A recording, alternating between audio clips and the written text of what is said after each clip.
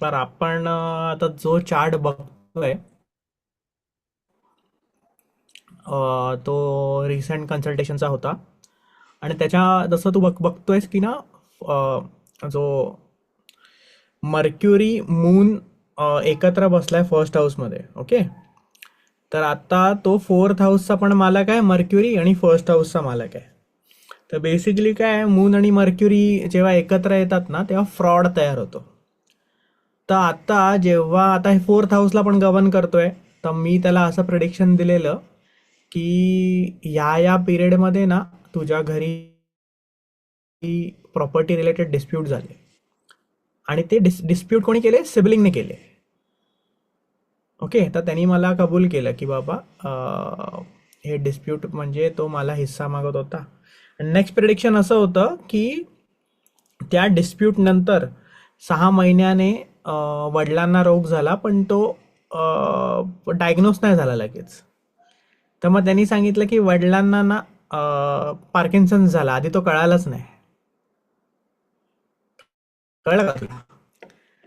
तर हा. बेसिक तू कोणता पण, जेव्हा तू पहिले बेसिक काय करतो, तू ब्लँक चार्ट घेतोस. तू ब्लँक चार्ट घेतोस आणि त्याच्यानंतर त्याच्यामध्ये आपण जेव्हा ग्रह टाकतो तर आपल्याला कळेल. जसं जसं मी तुला सांगितलं की आता इकडे मर्क्युरी एक्झॉल्टेड आहे, पण तो फोर्थ हाऊसचा पण मालक आहे.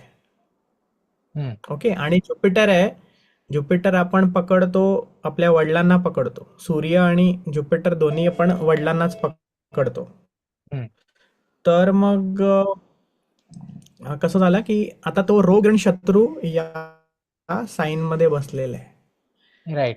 ओके. तर त्याशी कनेक्टेड होतं, कारण की तो जेमिनाय, दोन्ही जे साईन आहेत जेमिनायचे काय, सॉरी म्हणतो, मर्क्युरीचे दोन्ही साईन आहेत ना ते निगेटिव्ह आहेत. कारण की एक आहे तो एंट्री गेटचा आहे किंवा तो कमनशिबाचा भाग आहे, आणि एक आहे तो रोगरण शत्रूचा आहे. तर करेक्ट. त्याचं कनेक्शन बघून मी तो प्रोडिक्शन दिलेलं. ओके. म्हणजे तुला असं म्हणायचं की तो ज्युपिटर मॅलेफिक आहे का? ज्युपिटर मॅलेफिक कधी असणार नाही. ज्युपिटर तर बेनिफिक, तो बाधक हाऊसेस आहे ना. तुला हा हा हा. बाधक सांगितलेलं ना, सेव्हन्थ राईट हाऊस आणि राईट 10th हाऊस.